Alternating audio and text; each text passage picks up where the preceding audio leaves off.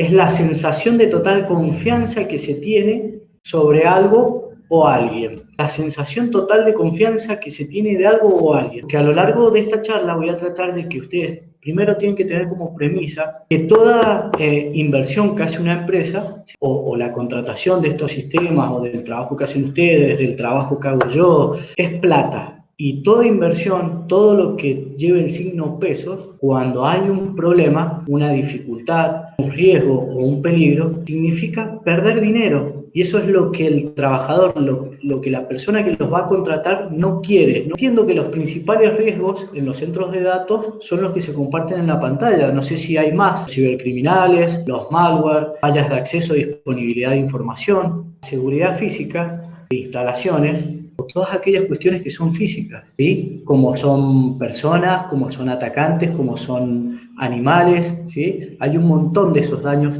que nos pueden traer problemas en nuestros centros de datos. Por eso hay 3 criterios y normas que son la planificación, la preparación y el control. Si ustedes logran aceitar estas 3 ideas, estos 3 conceptos, les aseguro que van a lograr, ¿sí?, que su base de datos funcione en óptimas condiciones. La planificación, procedimientos y estrategias que nos planteamos o que seguimos para alcanzar nuestra meta deseada. ¿Sí? No sé, un ejemplo, nos contrata una empresa que quiere tener una base de datos y nosotros empezamos a planificar, empezamos a determinar qué procedimiento o qué estrategia vamos a implementar para cumplir con el objetivo. El objetivo, lógicamente, es la necesidad que tiene la persona que nos va a contratar, de que nuestro objetivo es satisfacer esa necesidad. En esta etapa, nosotros planificamos cuáles van a ser los procedimientos de estrategias que mejor se adaptan a la necesidad del cliente para satisfacer su necesidad. Luego pasamos a una segunda etapa, que es la preparación, que es el proceso que se realiza antes de concretar la actividad. Es en esta etapa de preparación donde nosotros tenemos que tener el mayor de los cuidados, porque planificamos, es sencillo, sabemos, es prácticamente teoría, pero la preparación es la interrelación, es lo que más hay que aceitar con las otras áreas, que son las que forman parte, ¿sí?, de nuestra gestión, porque en definitiva esto es una gestión.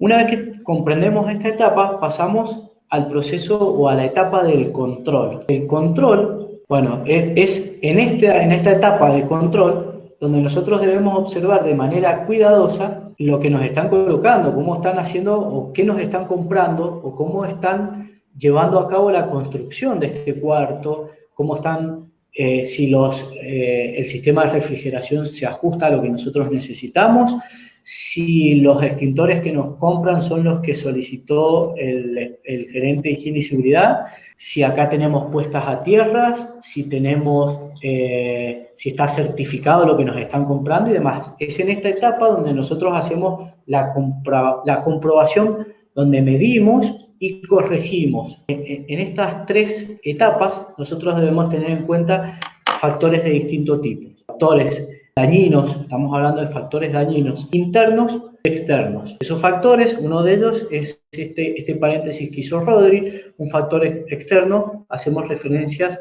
a imprevistos. Entonces, cuando nosotros hablamos de esta seguridad física y estamos entendiendo cómo es el proceso para aplicarla, para implementarla, ¿de qué buscamos protegernos ante una seguridad física? Seguramente son parecidos a los de la seguridad lógica, pero ¿de qué nos protegemos? De amenazas, de ataques y de accesos no autorizados. La correcta ejecución de estas 3,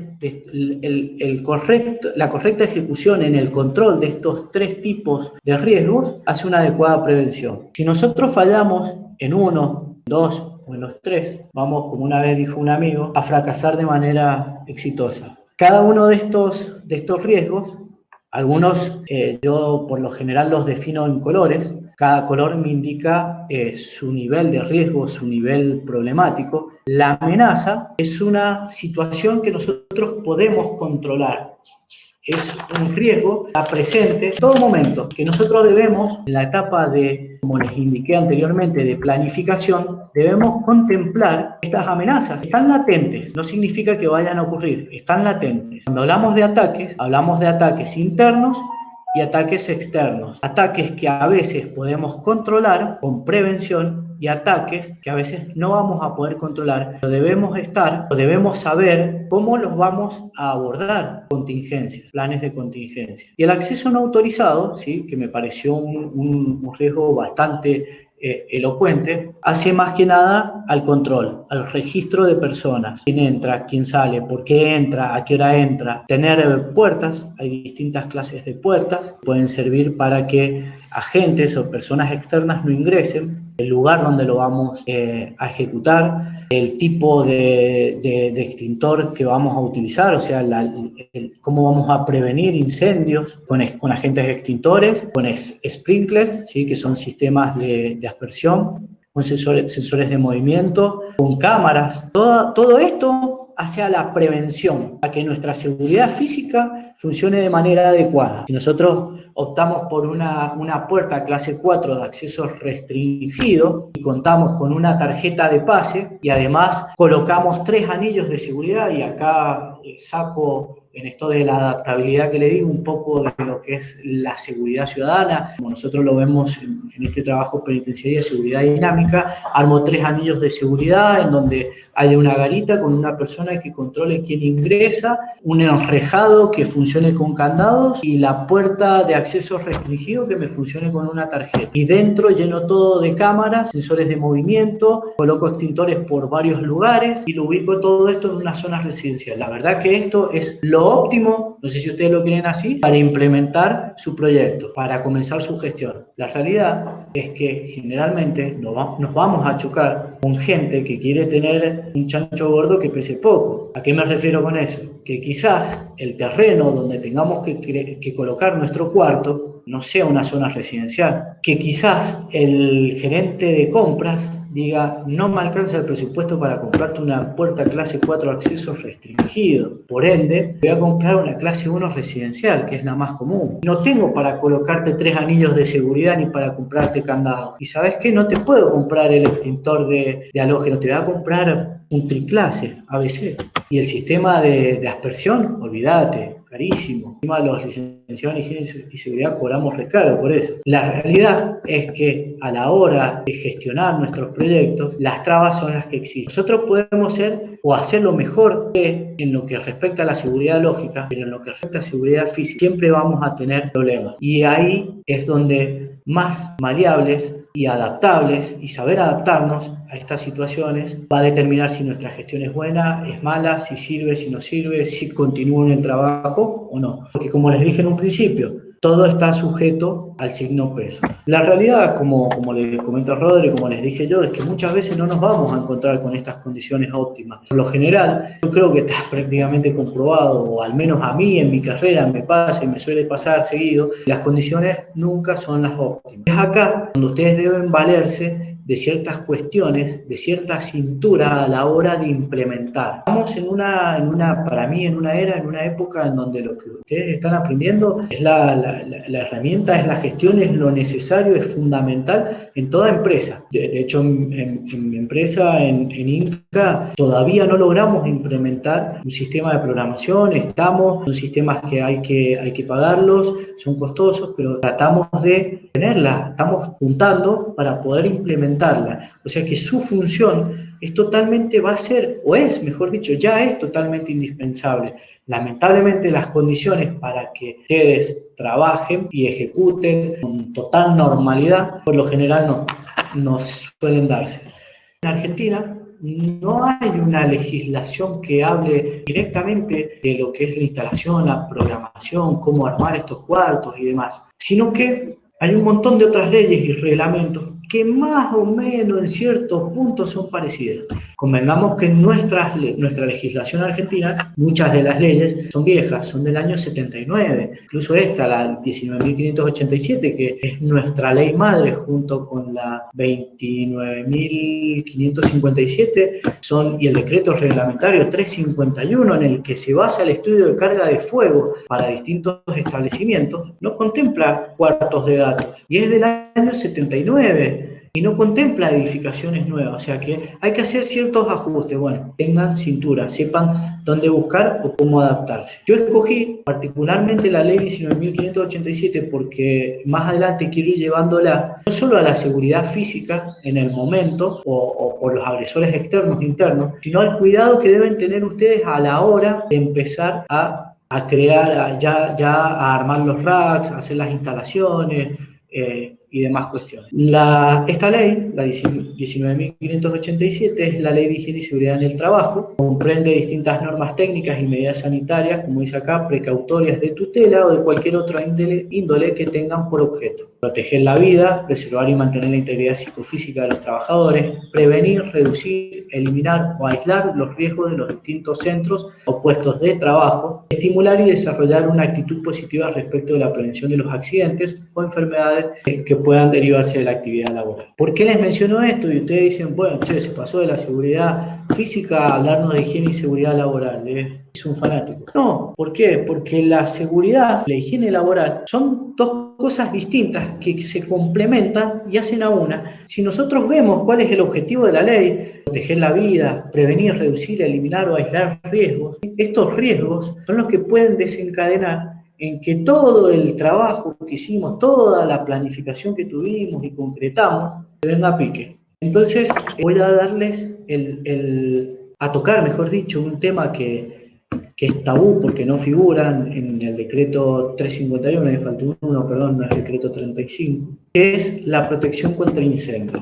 El fuego es el principio del incendio, es la llama controlable. Yo lo puedo extinguir fácilmente con cualquier método, ya sea desplazando el oxígeno, desplazando el combustible, ¿bien? Atacando la reacción en cadena, de distintas maneras. Cuando ese pequeño fuego se me convierte en un incendio, es totalmente incontrolable, no va a existir extintor que lo pueda apagar. Y ahí intervienen la gente especializada, bomberos voluntarios, bomberos de la policía, defensa civil. Pero ¿cuál es el problema de todo esto? Porque yo no les quiero dar una charla de qué es un fuego, no les quiero hablar del tetraedro del fuego, de los temas de propagación de incendio, conducción, convección.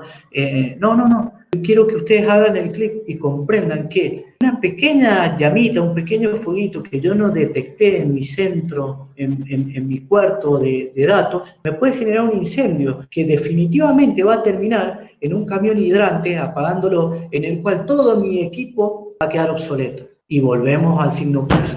Entonces, su gestión no se tiene que limitar a, listo, lo armo, planifico, programo, esto va a ser así y listo. No. Un montón de cosas que ustedes tienen que tener en cuenta. O con un montón de personas que ustedes tienen que trabajar a la par, interrelacionarse. Porque eso que les acabo de decir, ustedes dicen, bueno, sí, pero para que se produzca un incendio, yo les puedo asegurar que trabajando ustedes adentro del cuarto de datos, un arco eléctrico, una diferencia de tensión, que no hayan hecho o que ustedes no lleven el control de las mediciones de puesta a tierra, o que no hayan previsto que en la zona donde han creado la base de datos, al lado hay un descampado o un lugar, un depósito de chatarras y se me meten roedores y me roben el cable, me lo comen, puede provocar un incendio. Y yo no preveí detección de incendio, no preveí sistemas sprinkler o sistemas de apagado por presión de agua, o no... Supresión de oxígeno.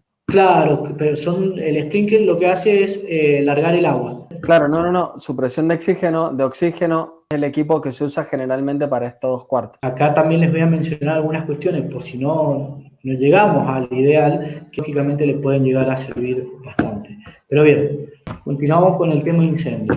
Nosotros en el centro de mando tenemos en el centro, perdón, de datos, tenemos distintos materiales que generan distintos tipos de fuego. Puedo tener un escritorio de madera, por cierta casualidad lo puse al lado de donde está mantenimiento y pegado a la pared, o se quedó, no sé, algún solvente. Lógicamente fuegos eléctricos voy a tener. Si llegar a tener metales inflamables, que lo dudo, generalmente por lo que he estado viendo, ¿sí? Los materiales que se utilizan para las instalaciones son todos inflamables, no son inflamables.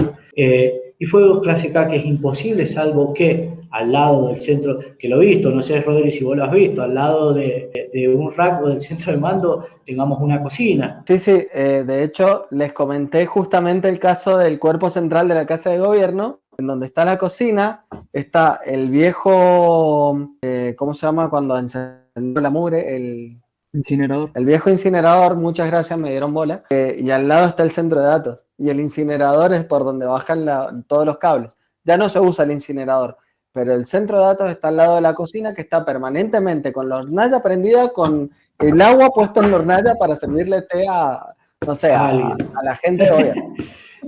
Por eso, en la dimensión de lo desconocido y según las leyes de Murphy, todo es posible. Así, a modo rápido, para que ustedes aprendan a definir qué tipo de fuego es, porque esto es muy importante, que ustedes sepan qué tipo de fuego, dependiendo del tipo de fuego, es el extintor que yo voy a utilizar. Si yo tengo un fuego clase A, vamos al más básico, un fuego clase C, que es un fuego que deviene de equipos eléctricos, no puedo usar un extintor de agua, ¿no? ¿Por qué no puedo usar un extintor de agua? Y me voy a electrocutar. Sí puedo usar un extintor de agua, que son más comprimidos, más adelante se los menciono, porque por lo general el tratamiento que se le da al agua y la compresión que se obtiene y el agente extintor al que se ha preparado provoca que no conduzca la electricidad.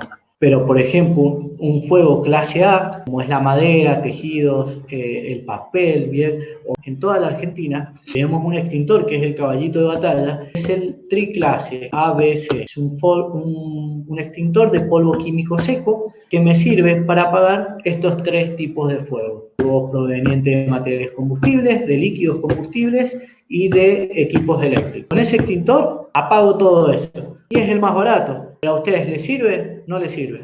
¿Por qué no les sirve? Porque voy a arruinar los equipos electrónicos. A las instalaciones eléctricas no les va a hacer nada, pero a los equipos electrónicos los inutiliza, o sea, no sirven más. Es toda una nueva inversión que nos cuesta por no saber qué tipo de extintor utilizar o por no prever cuál es el mejor extintor que se adapta a lo que yo voy a hacer. Como les he escrito acá, el incendio en un centro de proceso de datos son fuegos latentes, generalmente originados por los condensadores o las fuentes de alimentación que están averiadas, cortocircuitos, que pueden ser de agentes externos o internos, como venimos hablando. Por eso la protección contra incendios, por eso escogí esta, es una de las cosas más importantes que ustedes tienen que proyectar, que tienen que planificar en su gestión para el armado de estos cuartos de datos. Es muy importante tener en cuenta a la hora de programar estos puntos. Una detección temprana del incendio, ¿sí? Que pueden ser detectores de humo, ¿bien? O sistemas de aspiración de humo. Un sistema de aspiración de humo es muy poco probable que nos lo compren, pero un detector de humo es otra cosa. Es más barato. Estoy mostrando uno, Seba. Ah, perfecto. De hecho, esto es un MQ7, que es un detector de humo, que lo pueden utilizar para ESP8266 o Arduino y programarlo ustedes mismos, conectarlo a internet ustedes mismos. Eso es muy importante a la hora de tener en cuenta en nuestra protección contra incendio, la detección temprana. A la hora de que se declare el fuego, se declare el incendio, ustedes deban a ir a combatir esta contingencia, tener en cuenta una desconexión automatizada de la corriente. Siempre tengo que trabajar con la corriente en off. Tener una alimentación eléctrica de emergencia por si se me dañan los tableros y el sistema tiene que seguir funcionando. ¿Sí? Y que toda esta detección de incendios y demás esté integrada con un sistema de alarma. O sea que Si mi detector de humos o sea, lo detecta, que se activa una alarma lumínica, sonora, que me ponga a mí en alerta y yo tener en cuenta al menos el primer punto, la desconexión eléctrica. Como les decía, no hay nada en la legislación argentina que diga qué tipo de extintor yo voy a usar o mejor dicho, cómo tengo que combatir o qué tengo que tener en cuenta en estos centros de datos. Por eso nos valemos de una norma que es parecida a la IRAN o ISO, que es la NFPA, es una norma estadounidense que se dedica a todo lo que es protección contra incendios. Desde el análisis, estudio, la propagación, el cómo, el por qué, el cuándo, el por dónde, cómo lo podría haber prevenido y demás. ¿Sí? Está la NFPA 75, la de los estándares para la protección contra incendio de equipos de tecnología de la información. Acá rescaté 2 puntos que dice que deberán utilizar los extintores de incendios portátiles listados de tipo dióxido de carbono o un agente halogenado para la protección de los equipos electrónicos. Los extintores serán inspeccionados de acuerdo a NFPA 10, acá podemos utilizar la IRAM. Se deben proporcionar extintores listados con una calificación mínima de 2A para uso en incendios en materiales combustibles ordinarios como papel y plástico. Los extintores químicos secos no se permitirán. Ese 2A que sale ahí es el poder de extinción que tiene el extintor que voy a utilizar. El extintor que ustedes vayan a meter adentro de su cuarto de datos, ¿sí? Tiene que ser mínimo de 2A. Esto lo va a determinar el profesional a cargo del estudio de carga de fuego. Otro dato que no lo he mencionado, que si quieren lo pueden apuntar, es que a 200 metros debe haber un extintor. Acá les menciono algunos tipos para que lo vean. Yo les dije que el de agua no puede ser. Este sí lo contempla la NFPA, aunque no lo menciona, pero porque es agua pulverizada. No conduce la electricidad y no contamina, no es magnetizable, ¿sí? ¿Por qué este sí y el otro no? El rojo de agua no. Porque este tipo de extintor tiene un tratamiento distinto. No es solamente agua a presión. Este es el más adecuado, que es el de dióxido de carbono. Este es un extintor halogenado, que en realidad este es el ideal, pero sale muy caro, por eso generalmente se reemplaza por este. La boquilla de los extintores son distintos. Este que vos ves clase A, B y C, que es el común que está en todos lados, es el de polvo químico seco, justamente el que está prohibido para el cuarto de datos. O sea, 2 cosas. 1, el común de todos lados, mírenle la boquilla. Exactamente, eso es muy importante. Si ustedes ven que el color es rojo igual que el resto, mírenle la boquilla. Que diga ABC, pero la boquilla es distinta, porque el compuesto químico que tiene en su interior es distinto. O sea, si vemos rojo con boquita chiquitita, como este, metalizada, significa que no le hace mal a los componentes electrónicos. Exactamente. No, le hace claro, mal. si ves con esta boquilla, esa le hace mal, el grande no. Claro, es como, acordate de la siguiente regla. Mira, yo te voy a enseñar otra regla. Si probaste el chiquitito, ahora probá el grandote. O sea, boquilla chiquita. Que no se me olvida. ¿Sí? Mirá, la boquilla es distinta, ¿la ves? ¿Notás la diferencia? Sí, bien, entonces el grande es para equipo electrónico. Exacto. ¿Por qué te digo esto? Porque quizás vos veas, te encontrás a la pasada un extintor rojo, la boquilla no es esta que sale en la foto, o no tiene boquilla, que generalmente es la manguera solamente, o tiene una boquilla más acampanada, vas y lo vas a echar y le vas a estar o tirando polvo químico o agua. Entonces, ahí sí la embarraste toda. Ahora tenés que tener en cuenta que esto en realidad generalmente varía, depende del proveedor que te lo dé, que sea un Melisán ocupará otro color distinto, quizás uno amarillo, hay un estándar generalmente de colores. Bueno, hasta el momento las amenazas, esto de la protección contra incendio y demás, podría decir que son amenazas latentes. Esto está latente, puede ocurrir si yo en mi etapa de control fallo. Yo no me asesoro de que el electricista me hizo las cosas bien, si yo no controlé que el cableado que me compraran sea el adecuado o el indicado, si yo no tuve en cuenta un montón de cuestiones, esta es una amenaza latente, siempre va a estar latente y es quizás la seguridad física más importante que ustedes deben tener en estos cuartos. Ahora vamos a otro tipo de amenazas, que son las amenazas externas, que esas amenazas, salvo la última, podemos o no controlarlas. Mejor dicho, podemos o no prevenirla. La presencia de roedores es una amenaza externa que va a depender y va a influir mucho las cosas funcionen. Existen distintos tipos de roedores. La rata negra, que es la de tejados, el pericote propiamente dicho, o la rata noruega, la cual la cola es más larga que el cuerpo, el pericote es más grande su cuerpo y su cola más chiquita. El pericote que tenga me va a hacer daño en los cables. ¿Por qué? Porque los pericotes, las ratas, el roedor, tiene en su morfología, sus dientes delanteros tienden a crecer. No paran de crecer, ¿sí? Ellos necesitan, como quien dice, limarlos, achicarlos, y la única forma que encuentran es comiendo cables o mordiendo madera, pero generalmente el cable. El cable es algo que al pericote, a la rata, le encanta y es que ustedes lo hace por instinto, en realidad lo hace por supervivencia, porque esos dientes delanteros que tiene pueden traspasarle su piel, hacerle algún daño mayor. No sé si alguna vez han visto una rata con los dientes más largos de lo normal, de lo que por ahí se les puede llegar a ver, pero bueno, esta es una maña que tiene el roedor y esto se los digo, lo he tenido que estudiar y me lo ha explicado la directora técnica. Bueno, nos tuvimos que instruir bastante cuando como unidad de negocio en Inca decidimos hacer todo lo que es control de plagas. Ustedes tienen que tener acá en cuenta tres parámetros importantes a la hora de prevenir esta plaga.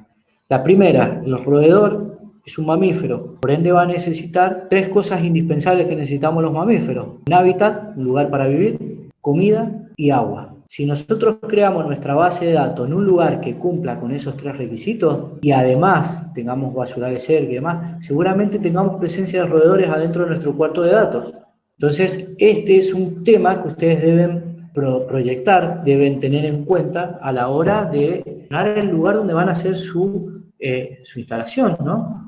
Porque la plaga, el roedor es una plaga mundial y es incontrolable, pero sí, perdón, es controlable, pero no se extingue. Yo no voy a extinguir la presencia de los roedores en el lugar, sí la puedo controlar. ¿Cómo la controlo? Y hay distintos sistemas: los químicos, domisanitarios, más fuertes, anillos para prevención, controles periódicos que se hacen.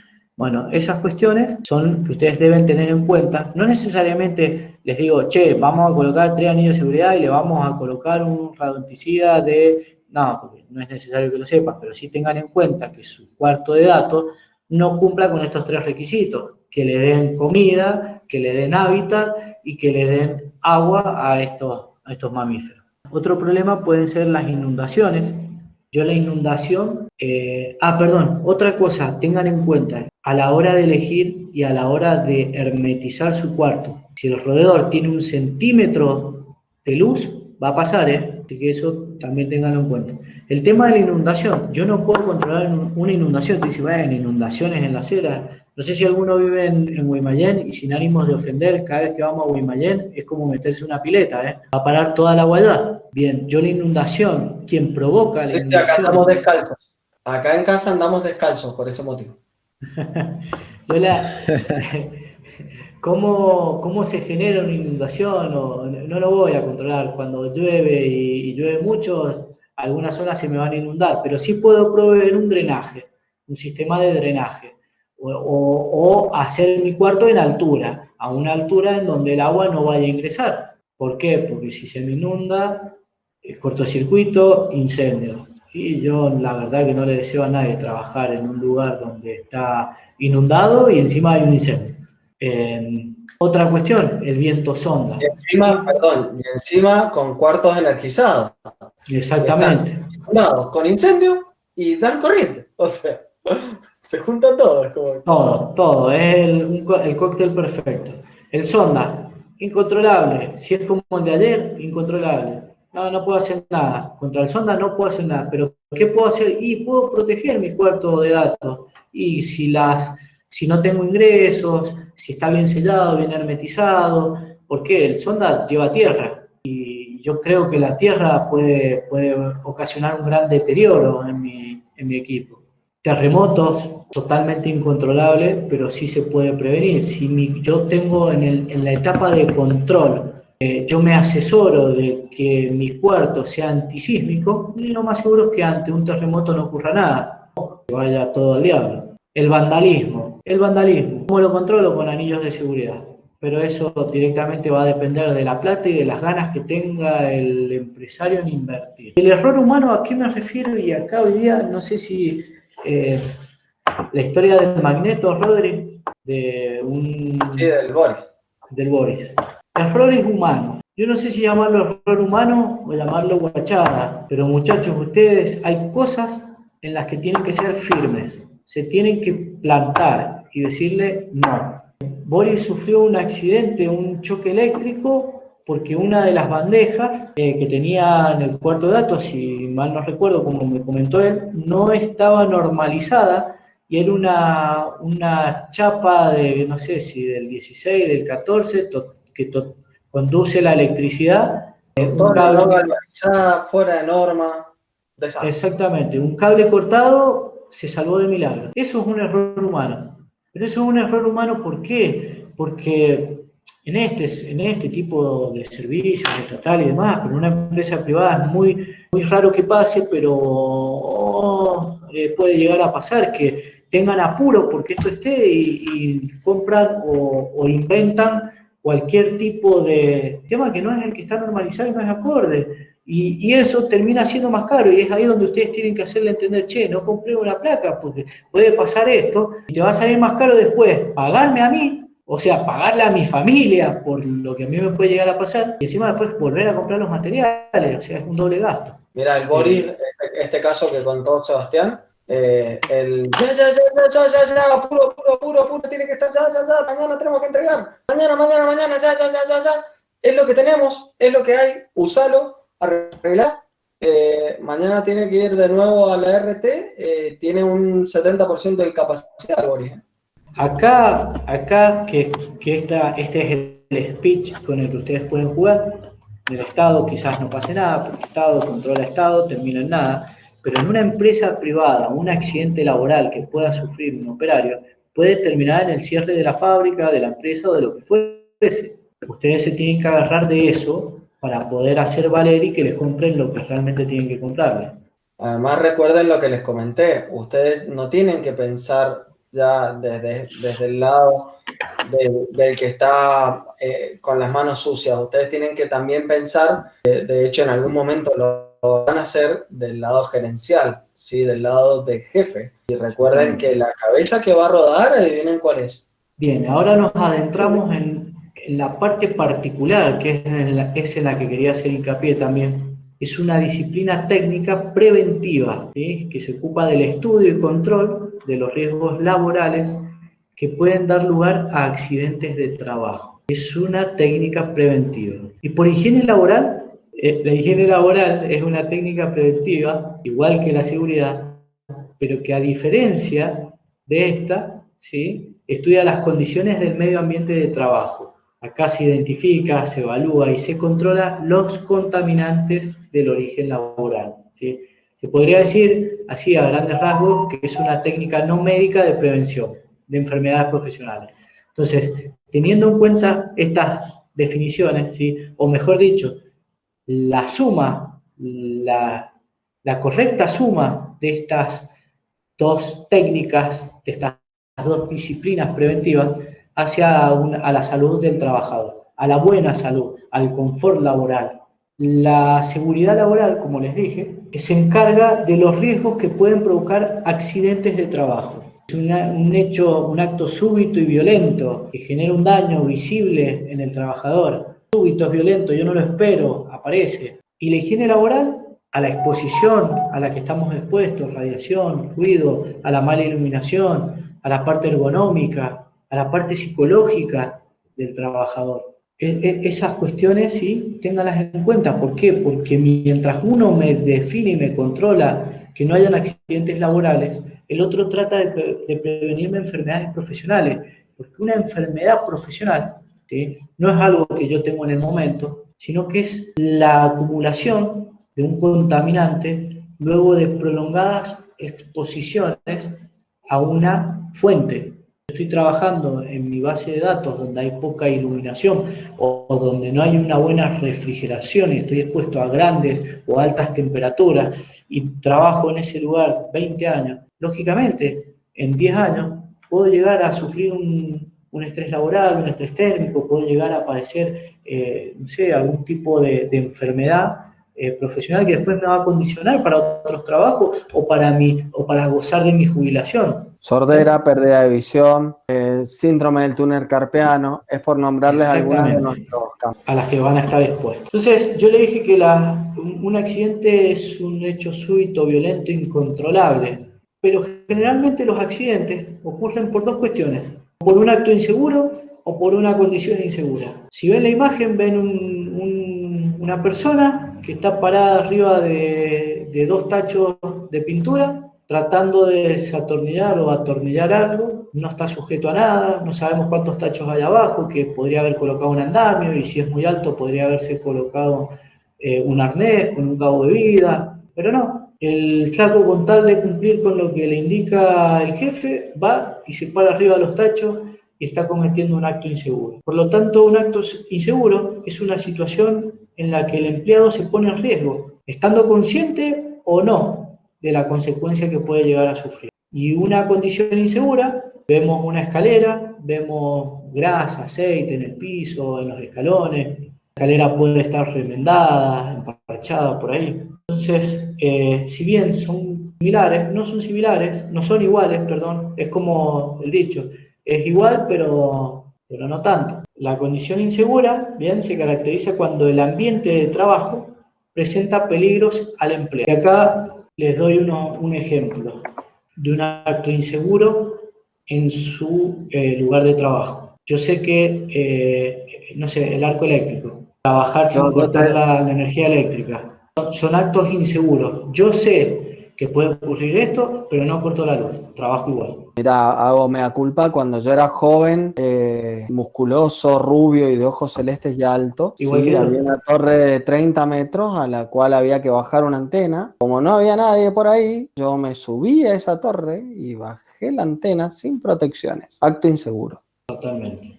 Ese es Maldito un acto, eso nosotros generalmente lo hacemos a conciencia. Entonces decimos, che, tenemos que solucionar el problema ya, y bueno, no me coloqué los guantes de eléctrico, no me puse los zapatos de eléctrico, no corté la luz. Distinto a la condición insegura, que es lo que le pasó a Boris. Él fue a trabajar y el material no era el adecuado, no estaba en condiciones, no estaba normalizado. Sufrió un accidente. ¿Por qué? Porque el equipo no era el que tenía que estar, o una iluminación inadecuada. Entonces, ya teniendo esto en cuenta, ya sabiendo más o menos a grandes rasgos por qué le hice la diferenciación en seguridad laboral e higiene laboral, yo quiero que ustedes tengan en cuenta a la hora, porque no sabemos si la empresa en la que van a trabajar tiene distintas gerencias o contrata o terciariza un servicio de higiene y seguridad o no, pero que ustedes sepan analizar un trabajo.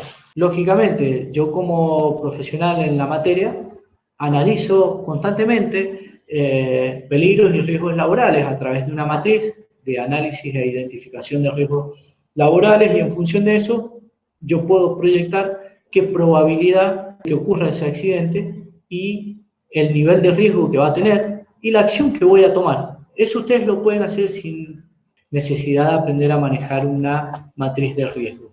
Lo tienen la mayoría en el trabajo, que hizo un copy and paste del semestre pasado. Esto ustedes son conceptos básicos que le van a servir a la hora de ir a hacer un control o un mantenimiento en su cuerpo de datos. Son 5 puntos: identificar los peligros, decidir quién puede ser dañado y cómo, evaluar los riesgos y decidir las precauciones, registrar sus hallazgos e implementarlos, revisar su análisis y poner al día si es necesario. Entonces, cuando hablamos de identificar los peligros, consiste en inspeccionar el lugar donde se va a hacer el trabajo, ver qué podría pasar, de todas las tareas que voy a realizar, cuál es la que me puede ocasionar un mayor daño, preguntar con gente que está en alrededor si han visto algo, si han notado la presencia de alrededores, porque me puedo llegar a encontrar con cables pelados que me pueden dar un choque eléctrico, pasar qué me pidió mi gerente en jefe, de qué es lo que tengo, mi jefe, perdón, directo,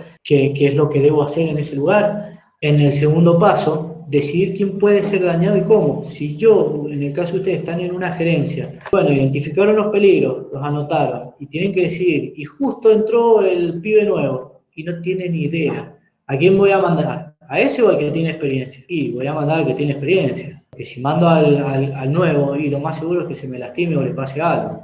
¿Por qué? Porque no va a saber identificar los peligros, no va a saber cómo enfrentar ciertas cuestiones o qué decisión tomar en tal momento. En todo caso, lo mandaré para que observe y después él aprenda. Evaluar los riesgos y decidir las precauciones. Una vez que yo evalué los peligros, ¿sí? Que identifiqué, mejor dicho, los peligros, evalué los riesgos y decido qué voy a usar, qué voy a hacer, qué medidas de precaución voy a adoptar. Y bueno, mirá, para este trabajo vas a tener que usar zapatos eléctricos y guantes eléctricos y nada más con eso andás. O para este trabajo vas a tener que llevar, no sé, antiparras o llevate el cabo de vida porque vas a tener que subir a una torre, llevate los elementos de sujeción porque vas a tener que bajar una torre a 30 metros y no sos rubio ni de ojos verdes, entonces ni musculoso. Andá y andá con todos esos elementos de protección personal. Importantísimo,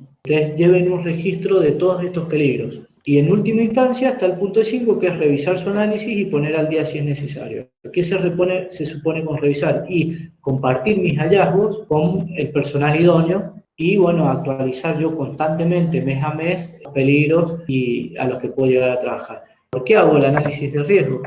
Para prevenir ciertos accidentes como este que hacemos mención a modo de ejemplo, que es el arco eléctrico. Bueno, vamos a la última parte, a la última etapa que les mencioné, que es el control. Y acá hacemos una definición y un raconto de todo lo que hemos hablado. ¿Qué tenemos que tener en cuenta a la hora de implementar nuestra seguridad física? Después de todo lo que hemos hablado, de lo óptimo, no lo óptimo, lo que nos podemos llegar a encontrar, todo esto seguido por la función dinero, ¿sí? Afectado, atravesado en todo momento por esta variable. Debemos tener en cuenta los planes de emergencia ante contingencia.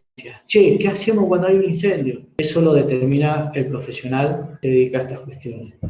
El mantenimiento de los artefactos, porque acá no se trata de, listo, al medio cuarto, me voy, esto funciona, no, hay un problema que hace a la lógica, y te lo soluciona. Sí, bueno, pero y estas cosas tienen que llevar mantenimiento, el cable llega un momento que se reseca, los enchufes pueden entrar en corto, puede haber suciedad y las cosas se van desgastando. Entonces, bueno, ¿con qué frecuencia vamos a hacer un mantenimiento? Y depende de ustedes son los profesionales, ustedes nos van a decir, el que los contrate, yo los contrato y ustedes van a tener que venir a decirme, che, Seba, cada tanto hay que hacer el mantenimiento del cuarto de datos. Bueno, listo, aire sí. Acondicionado, plaga, electricidad.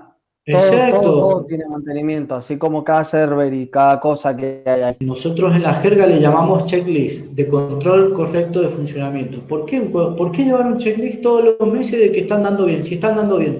Y porque yo tengo que justificar que lo que he hecho está bien. Vuelvo a la definición del primer punto, que es la seguridad abarcativamente, de manera global. Es la confianza que se tiene en algo o en alguien. El que los contrata confía en ustedes y en que lo que le han pedido para concretar y darle una solución a la necesidad es lo que corresponde. Entonces confían en ese algo y en ustedes. Entonces yo, para cubrirme, para llevar, che, loco, mirá, acá está mi informe mensual, está funcionando todo bien. ¿Qué es una ATS? Una ATS son acciones de trabajo seguro. Las acciones de trabajo seguro derivan de las IPER, la identificación de peligros y evaluación de riesgos laborales. Este análisis que les mostré en un primer momento que ustedes tienen que tener en cuenta a la hora de efectuar un trabajo en ese cuarto o en lo que vayan a hacer. Un control de plagas. ¿Por qué el control de plagas es necesario? Y porque si yo no llegué con mi billetera a comprar la puerta blindada y te compré la más barata, y bueno, es necesario contratarme un servicio, contraten a Inca para que me controle las plagas. ¿Por qué un sistema de ingreso y registro de personas? Y porque malintencionadamente, pueden robar información, pueden alterar mi sistema, pueden cortarme un cable, pueden prenderme fuego a algo. Yo tengo que registrar quién entra a mi base de datos, quién sale, por el motivo por el que entra, el tiempo que estuvo allá adentro. Hay mucha plata en juego también, ¿eh? Eso, vuelvo a esa variable. indispensable. El estudio de carga de fuego, y sí, es sumamente importante el estudio de carga de fuego. No es lo mismo tener un cuarto de 10 metros, 400, 500 metros, que sea de esas dimensiones, de 400, 500 metros, mi cuarto de datos, ¿no? Lógicamente va a llevar un extintor, distintos tipos de, o sea, va a llevar extintores, más cantidad de extintores, sí va a ser necesaria la colocación de un sistema de red contra incendios. Es muy importante, como les dije, esta es, creo que es una de los pilares fundamentales de la seguridad física en el diseño de puertos de datos. Llevar un control en lo que respecta al mantenimiento de los extintores. ¿Por qué? Porque el extintor, está todo bien, lo compré, lo dejé, y sí, bueno, pero ese extintor, una vez al año le tengo que hacer un control anual que me lo exigen los municipios y se puede despresurizar. Y llego al lugar y el extintor está despresurizado. El polvo no se vence, muchachos, eso es un engaño para que las empresas ganen plata, tiene una duración de 20 años. Pero se me despresuriza el extintor y perdí. Y el punto número 10, pruebas. ¿A qué me refiero con pruebas? Capacitaciones, establecer un día en el que vamos a simular un incendio, en el que vamos a simular qué pasaría si se me vulnera la seguridad. Son tips que son importantes a la hora de determinar esta seguridad física. Hay que saber que hay que apuntar a la base del fuego, no a la llama. Esto es un tema, y bueno, ustedes tienen que valerse, ustedes tienen que exigir a las áreas involucradas, che, loco, danos una capacitación de esto, o simulemos esto por si llega a pasar esto. En la base de datos, el cuarto de base de datos, hoy por hoy, y de acá a futuro, para mí, en las empresas, va a ser el corazón de la empresa. Y se nos cae el sistema, muchachos, se cae la base de datos y ¿dónde mañana qué servicio tenemos que hacer? ¿A qué cliente tenemos que...? Ya le pasamos los planes, ya hicimos los análisis, los informes técnicos, ¿se le enviaron o no se le enviaron? Porque la parte lógica la pueden tener resuelta, pero la parte física es jodida, como les vuelvo a decir. Hay mucho dinero invertido, mucho sacrificio, y uno espera de ustedes, profesionales en el tema, tener la seguridad general, tener la confianza en lo que pidieron y en su función, en su trabajo. Espero que les haya servido y lo puedan llegar a aplicar. Y yo no pretendo que que terminen sabiendo todo esto, porque también hace a la experiencia, como les dije, no hay nada en la legislación que hable cómo implementar higiene y seguridad, cómo implementar esta seguridad física en la labor de ustedes. Y no, bueno, hay que empezar a investigar, y investigando, y les puedo asegurar que elegí los puntos más prácticos que me parecen. Pero bueno, lo importante es que ustedes a la hora de hacer su trabajo tengan en cuenta este análisis de riesgo que les puede ser de utilidad, porque acá, está bien, la seguridad física es importante, el dinero atraviesa nuestra función en todos los ámbitos, ya sea en el que hacen ustedes, en el que hago yo, en el que hago un enfermero, un médico, un recolector de residuos, siempre está la variante dinero en todo momento, pero también está la seguridad nuestra por sobre todas las cosas. Así que bueno, eso fue la última parte, se la quise encarar por ese lado para que tengan cuidado a la hora de llevar a cabo sus tareas. Licenciada en Higiene y Seguridad Laboral, CEO de INCA, que es una empresa de gestión y saneamiento, control de plagas y todas esas cosas. Es diplomado en instrucción policial y penitenciaria, y, en administración pública, ¿sí? Es impulsor de programas sociales, medioambientales y de reciclaje. De este punto está re bueno aclararlo, porque la verdad es que el SEBA es eco-friendly, ¿sí? Y ha generado varios proyectos que algún día estaría bueno juntarnos después en un café y charlarlo con los chicos si les interesa, que justamente ha dado trabajo justamente de reciclaje. ¿Cómo era el de reciclaje con una reciclarte, con una cooperativa que le da trabajo a las personas privadas de la libertad cuando salen en libertad? Salen reinsertos laboralmente, con todos los aportes que exige la ley de trabajo. Y sobre todo, en el fin del chivo, sí, que estoy haciendo tarde, pero bueno, pero bien. Este punto para mí es el punto más importante de este loco lindo. Es una persona y un un amigazo y un tipo increíble. Así que bueno, de hecho nos has dedicado un tiempo re valioso para vos. Escuchábamos atrás cómo puteaban, cómo sonaban los teléfonos. Sí. El nuevo cargo de gestor. Claro, exacto. Está todo el día full el teléfono. Tal cual, bueno, ese me pasó, me faltó el punto aquí, gestor sanitario. Ahora, sí.